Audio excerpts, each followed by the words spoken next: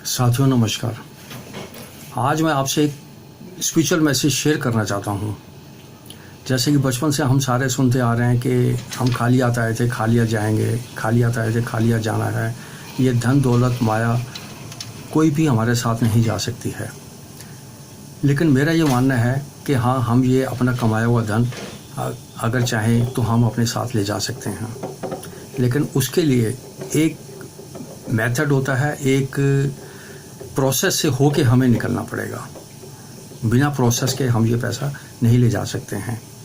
जैसे कि आप ऑफिस से आए और आपने अपनी पत्नी से कहा कि एक कप चाय दे दीजिए। पत्नी रसोई में जाएगी और चीनी, चाय की पत्ती, दूध वगैरह गर्म करके और उसको एक कप में डाल के आपको दे देगी। चाय कोई एक इंडिविजुअल चीज़ नहीं है। चाय एक प्रोसेस में से होकर निकलने वाला पेय पदार्थ है जिसका नाम चाय है। उसी प्रकार से आपको अगर ये मालूम है कि मुझे यूएस से जाना है और पता नहीं कब जाना पड़ जाए, और जाना भी है, तो क्या हमने यूएसए की करेंसी कुछ जोड़ी हुई है जो वहाँ इस्तेमाल हो सके, वहाँ काम आ सके, या हम इंडियन करेंसी के पीछे ही पड़े हुए हैं? जब हमें मालूम है कि जाना पड़ेगा, ज़रूरत भी है, तो हमको दोनों जगह की करेंसी ही जोड़नी चाहिए।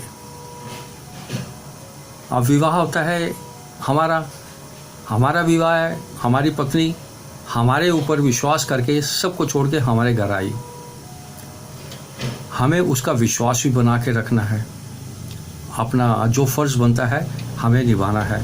एक हमारे घर में माँ है जिसने बचपन से लेके अभी तक हमको पता नहीं किस किस उम्मीदों से पाला है। आज नौकरी लगने के बाद विवाह के काबिल बनाया था। अब हमें दोनों की अपेक्षाएं पूरी करनी है, एक पति होने के नाते भी और एक पुत्र होने के नाते भी। जब हमें दोनों की अपेक्षाओं को हमें पूरा करने की जो संतुलन है, वो संतुलन ही बना लिया है, तो हमें यहाँ इस संसार में कोई दिक्कत नहीं है। लेकिन क्या हम उस परमात्मा के प्रति अपना कर्तव्य भूल गए हैं? नहीं बनाना चाहते हैं। हमें उसके प्रति भी अपना कर्तव्य निभाना है। इसीलिए हमें अपना यहाँ का सारा चीज़ें निपटाने के बाद एक पत्नी के प्रति, एक पुत्र के प्रति, एक माँ बाप के प्रति सबको सेटल करने के बाद जो हमारे पास अपना धन बचता है उसको हमें सुकार्यों में सदुपयोग करना चाहिए, अच्छी जगह पे लगाना चाहिए, कुछ संस्थाओं में दान करना चाहिए। कई प्रकार से आप सब जानते हैं। तो हमें उन चीज़ों को भी ध्यान रखना है। अब 1 लाख रुपए, इतनी तो हमें नॉलेज है, 1 लाख रुपए हमारा टैक्सेबल इनकम बनती है। अब हम क्या करेंगे? 10-20%, 30% जिस स्लैब में भी आ रहे हैं, हम उस स्लैब में से कटवा के हम अपना पैसा वाइट कर लेते हैं। कर लिया, उसमें से 10-20 हज़ार रुपये एक साल के बाद 10-20 हज़ार रुपये आप ऊपर वाले के नाम से, ईश्वर के नाम से एक अच्छे कामों में भी लगा दो। आप इस जगत में तो इनकम टैक्स से और फ्री होके बिना टेंशन के आराम से बैठेंगे, उस जगत में भी आपकी अकाउंट खुल जाएगा, उस जगत से भी आप निश्चिंत हो जाएंगे। लेकिन नहीं, हम लोग क्या करते हैं, 1 लाख रुपए है ना, टैक्सेबल एफडी बनवा लेते हैं इसकी।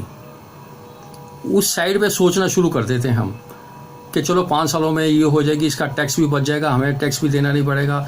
या फिर एक कोई ना कोई म्यूचुअल फंड के बारे में सोचने लग जाएंगे, चाहे वो 3 साल का लॉकिंग पीरियड वाला हो, चाहे 5 साल हो, चाहे कुछ है, हम उधर इन्वेस्ट करना शुरू कर देंगे।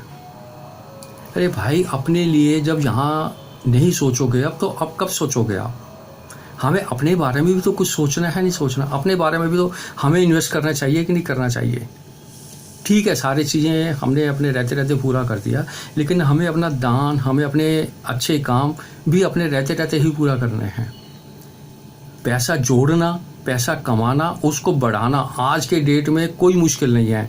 मुश्किल है कि अपने बचाए हुए पैसे का सदुपयोग करना, और वो भी अपने रहते रहते। तो इस तरफ भी आप अपना ध्यान दीजिए, अपने रहते रहते ही है। क्योंकि बड़े भाग्य मानुष तन पावा, सुर दुर्लभ सब ग्रंथ ही गावा। ये कर्म जोनी है इंसान की, कर्म जोनी बड़ी मुश्किलों से मिलती है। इसीलिए हमें यहाँ ऐसे ऐसे कर्म करने चाहिए, और अपने रहते ही अपने हाथों से ही ऐसे कर्म करो कि ताकि हमारी भोग जोनी आगे जो है ना, उसके कुछ संकट कम आए और हम अपनी भोग जोनी को वो कर लें, बचाएं। तो इसीलिए उस तरीके से आप एक बारी करोगे ना, आप वाकई कहोगे कि बहुत अच्छा लगता है, आप में एनर्जी आएगी। आप अपने हाथों से कमाए हुए पैसों को वो अच्छी जगह पे लगाएंगे तो आप में एनर्जी आएगी। कोई ऐसी बात नहीं, एक बारी प्रैक्टिकल करके तो देखिए उसको। और यही हमारा पैसा एक्सचेंज के रूप में हमारे साथ ऊपर जाएगा, और यही हमारी इन्वेस्टमेंट है। नहीं तो हमने पैसा तो छोड़ के जाना ही जाना है। एक थोड़ा सा मैसेज है, इसको थोड़ा सा एक बार सोचो ज़रूर, समझो ज़रूर। हमने अपने सारे दायित्व पूरे करने के बाद अगर अपने हाथों से ये काम करेंगे तो उसका नज़ारा ही कुछ और होगा। प्लीज़, धन्यवाद, नमस्कार।